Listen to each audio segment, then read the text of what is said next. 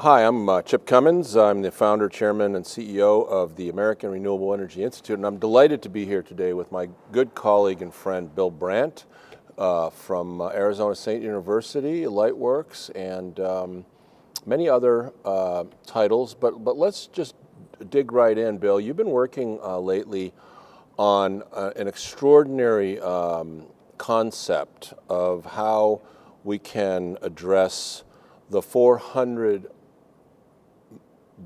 million worth of forest that gets burnt up every year and is threatening many homes. We're not even talking about the homes that are damaged, probably. Can you talk to the situation? I certainly can, Chip. Thanks for kicking us off here. So I'm Bill. I work at Arizona State University. I'm also a colleague of Chip's on the American Renewable Energy Institute board, and we try to do things that make it possible for us to make progress. Chip, as you said, forest fires are real. We've just seen what happened in Los Angeles, and I live in the Southwest, so forest fires are an ever-present danger. The real difficulty with our forests is we've been just doing the wrong thing by managing these forests for fire suppression and for timber, and we haven't allowed the forests to sort of ecologically reimagine and regrow themselves. So the result is that we have dog thickets of 100-year-old trees that are only that big around, and you can't use that for anything. It's just useless wood. So we basically have waste wood that's sitting in the forests, and people would like to get that out of the forest so they can reduce the fire hazard. But we just don't have the ecosystem that can, create that in a profitable enterprise. So. Right. Well, I understand that you've been working with your colleagues at ASU and thinking this through about how we can reach out to the rural parts of our country that are most impacted on the front lines of this situation and start creating products that ultimately ends up in a circular economy. Right. And so can you talk a little bit about that, the various products? Maybe you can start with the what we can do about biochar. I know that's one of the products and how that works. Yeah. So that's a really good kickoff, Chip. Some of you have heard about biochar, maybe some of you haven't, but let me just talk about how biochar gets made. So, there's a level of understanding. So biochar essentially is wood products that have been cooked in an oxygen-deprived environment. It's called pyrolysis at a high temperature, and essentially what you're doing is turning that wood into carbon rather than wood into ash and carbon dioxide.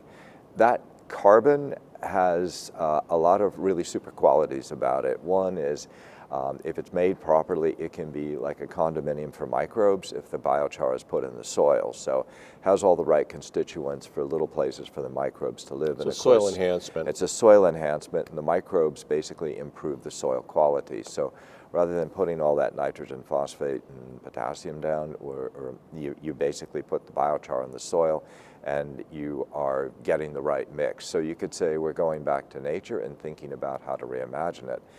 The other thing that it does is it produces a carbon removal credit. If it's done right, this biochar can last for hundreds of years. And so that creates, if you'll have an opportunity to create some revenue out of what was once just a way of, well, I just got to burn this stuff. Right, so essentially it improves the soil, and at the same time it sequesters carbon that might end up in the atmosphere, further exacerbating the situation. Right. That's fantastic, and biochar certainly is something that I've heard about. I know that there's biochar markets out there, but I don't think it's quite hit the mainstream yet. Let's see how we can go through this, the other products that'll come out of gasification and pyrolysis, and I'd like you to explain both. Sure. So that we can put them all together and create a model that's going to work for rural America and for all of Americans. Yeah, so we're calling our project Biomass to X. So we take the biomass, which is the thinnings that come out of the forest, and we can turn that into X. X stands for biochar, but it can also stand for renewable natural gas, and it can also stand for methanol. So let's just talk about the renewable natural gas and methanol. essentially wood, when it's cooked properly, can be gasified. And then once it's gasified, you can take that gas, which is, and turn it into something that's the equivalent of methane. Now, methane is what's going through your pipeline, and that's what your gas company delivers to you. Heating and cooling. For heating and for cooling and for any other energy required activity.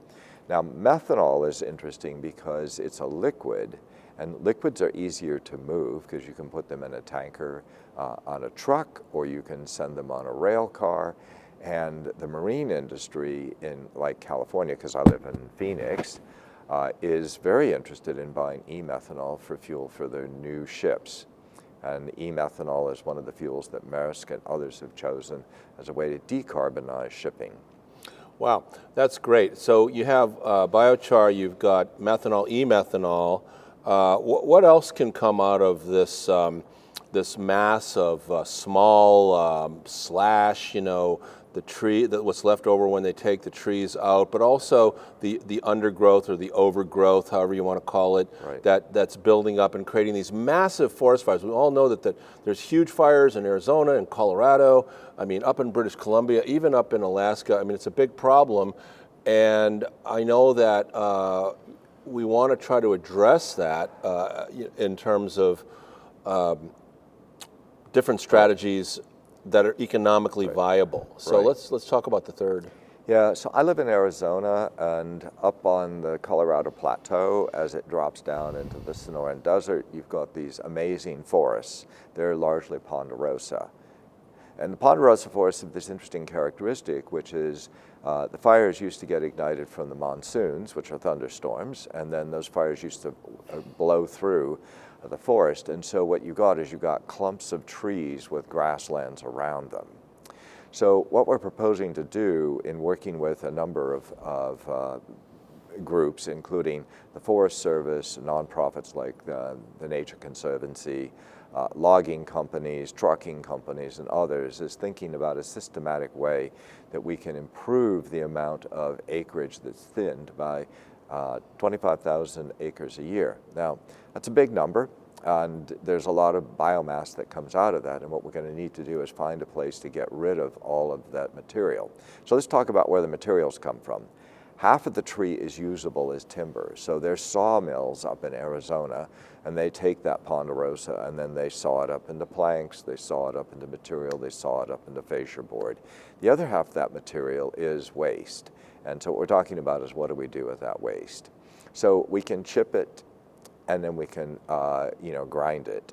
And those tips of the trees and those small little branches all get ground up. So they call that logging slash in the term. And what we're trying to do is take that slash, move it to some place where we can get it ready for somebody who's going to process it, and then make that very efficient in terms of the distribution of how we do that. And it's the kind of thing that requires collective action, as opposed to, somebody having one operation and somebody having some other operation. Right. So I know that part of the concept is to create cooperatives, co-ops, where different stakeholders become engaged, and where you can create these places. I'm not going to call them factories, but processing plants that can take the wood and make it into pellets, or biochar, or methanol. What else can we do with it? So I'm going to take that question in a place of saying, well, how do we organize ourselves so we can actually get private equity to come in and set up a plant to actually run this stuff? Now, if you're somebody who's putting up capital, you want to get a return on your investment, right? So what they'll do is they'll come in and say, hey, we've got this piece of land, it's got utilities, water, things that you need, an access point for trucks or rail, and we can take that off. But will you please deliver the biomass for X dollars a ton? Now, the Forest Service has 4 forests that they're managing, and we've got this thing called the 4 Forest Initiative, called 4FRI for short. And they put things out to tender, but you've got snow where you can't get in and actually do the logging. You've got fires, so nobody goes in there when the fire risk is high. And then you've got some other environmental issues that they have to work around. So the logging season is a little bit up and down. and the amount of wood that's tendered out by the U.S. Forest Service is a little bit up and down. So the supply situation is a little bit, well, chaotic if you have to set up a plant and then ask, multiple groups of people to deliver things to you. So the idea is to set up this co-op, and the co-op would basically act as the buffer to sort of get the wood in, put it in the right piles, because wood is not something that's easily stored, and then chip it or grind it so that it's the right sequence for whoever's going to build their plant. And then that way what we can do is we can attract capital to northern Arizona to build these systems to take essentially wood that's not very usable and turn it into a product that's usable. And at the same time, take the wood out of the forest, because that's really what's causing the problem with these gargantuan fires. Right. It sounds like this is a win-win-win in that you're going to add jobs, right, and you're going to remove tinder. And I think that might even be another angle where it'll help some of the indigenous communities that live in these areas that are losing their jobs because we're closing down coal plants and so forth. Right. Well, that's a really good point. We think that when we look at the ecosystem and we take this additional 25,000 acres a year, this will create up to 200 jobs. So where do these jobs, where are they? Well, there's plant managers, and processing people, and then there's loggers and skidders and truck drivers, and essentially a lot of, part of the ecosystem for the rural economy that can participate. Sure. And this actually, reaches out to the tribal areas, because on eastern Arizona, we're very close to, many of the tribal nations. Oh, yeah. And so basically the plan would be to create supply chains, identify the markets. So you're talking about going into the forest, creating useful products, Right. and distributing them, and creating cooperatives that are going to add jobs to rural communities. Right. So it sounds like What's not to like? A real win-win-win. It is, and then there's some other benefits too. Living in Arizona the way I do is we're dependent upon water systems to provide water for us, and we know that if a forest fire gets going, the cost of dealing with that erosion and all the other after effects of the forest fire is 10 times the amount of the cost of thinning. The only thing you don't know about a forest fire is where it's going to be. So you have to thin everything, or you have to thin things where there's a high probability of ignition that turns into a problematic fire. But then you can see that the leverage of cleanup versus doing it right is significant. So part of what we have to do is get our arms around collaborations where the Forest Service, with its budget for thinning, working with Coconino County, Navajo County, and the others, can actually take their precious resources and chip in, if I could put it that way, to helping us put all the pieces together, because then the outcome is better environmental management ecosystems for the forest, because people use those forests, they're national forests, better watershed development and managing that ecosystem. So the Salt River Project, for example, has water coming through the Verde Valley. And then we've got better opportunities for creating all of these jobs. And so that sort of fits in there. And we have to remember that anytime a dollar gets spent inside of these ecosystems, there's a multiplier effect too. So it's really good for communities. Yeah. So are there existing markets? Let's talk about the market maturity here in terms of the demand for these products. Well, biochar is new, so we're working with different groups of people on how biochar can be used for different things. It's quite possible that biochar can be made to replace carbon that's used in steel making, for example. We talked about biochar as a soil amendment as a possibility, and then we talked about biochar as a way of permanently sequestering carbon for an extensive period of time, which then takes away from your transportation. So whether it's your car or a jet flight or whatever, there are people that will, businesses that will help buy carbon back so you can be doing your part. So this leads to carbon credits as well. It leads to carbon credits, right. Now, e-methanol, methanol is an old market. It's been around for a long time.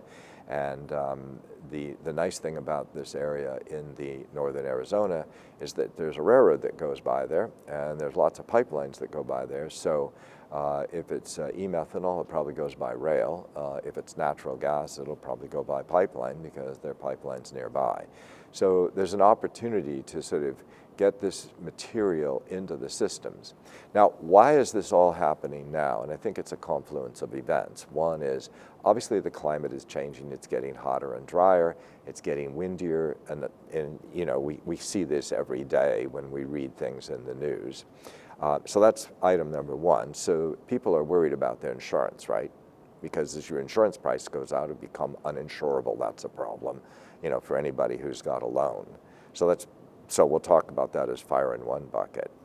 The other thing that's happened is that technology's improved a lot. And so we're getting smaller units that are equally as efficient as big units, which means when it's a modular system, you can get the cost down and the footprint down. And that's like a huge help in reducing the capital footprint. And then finally, there are investors who are willing to sort of put up money. They're investors, so they're not willing to take losses because they're willing to do this, who will take the risk on of some of these new technologies that could take, I'm going to say, scrap wood and turn it into something useful. Wow. Well, I really think that it's amazing what you guys are doing down there at ASU, at Lightworks, at EPIX, and just ASU's ecosystem in general. But particularly the fact that you're addressing this problem in northern Arizona initially, but then the ramifications throughout the entire West. Right. If we can get something jump-started here. But let me ask you this. Do you need subsidies from the state or from the federal government in order for this program to succeed? So we need policy. And policy is really important towards getting things aligned. It's sort of like a magnet, you know, you get the filings lined up. Once policy sort of gets the filings lined up, then you can bring in the tax benefits and the other things that Congress and other people have lined up to sort of incentivize investment. And then once you incentivize investment, then you look at that. Now, the other thing that's interesting to me is that communities benefit too. So communities like Coconino County or the city of Flagstaff can do things to help in bonding and creating common facilities and creating some support. But the important thing is that we can't get our grass mowed for free, and I just want to say that. It's nice if they do it for free, but we can certainly get the costs down, and we can certainly make it profitable for people to do some of that work that sort of makes it all happen.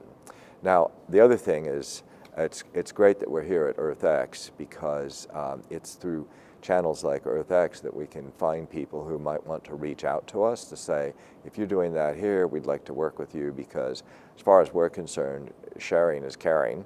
And we really want to make sure that whatever we've learned, we can pass on to others so that they can do it too. Yeah, it's fantastic that Trammell Crow does produce EarthX every year and is creating an intentional ecosphere for us to meet each other and connect and come up with these solutions. So just to finish up the conversation on biochar or on this closed loop circularity that you're envisioning with renewable natural gas, e-methanol, biochar coming out of the slash from the forests that end up being the tinder that tends to ignite when you have that random lightning strike or you have, you know, 30 plus days at 110 degrees in Phoenix, which we experienced last year. We know that the impacts of overheating the planet are creating these massive fires. So let's just bring it around to where solutions are what's on the table here, and that this can functionally create strong local economies in rural America. So what we're trying to do here is we're trying to act as a catalyst to bring people together. And what we're doing is we're basically centralizing the data that we're collecting the material that we're doing, the models that we're building as a university, and we've got some money from various parties to do that, so that we can basically say to engineering firms and private equity and technology people, come and take a look at this because we think it's really valuable and it's interesting and you can do a lot of good. We think we're going to attract between $500 million and $1 billion into northern Arizona to do this, and it'll have to be remunerated, but that's what part of this is. And the important point to say here is that it has to be collective and we have to be skillful about how we do it, because everybody wants to feel like they're doing the right job and feeling like they're getting good value out of the proposition. So whether that's people who live in these areas, whether that's rural areas, or whether that's the investors, we have to make the ecosystem work so there's a value proposition. Great. But we're fighting to do it, Chip, and I want to thank you for taking the time. Great. I mean, that is just so fantastic. I'm so encouraged by what you're doing, Bill, and keep up the good work. Thanks.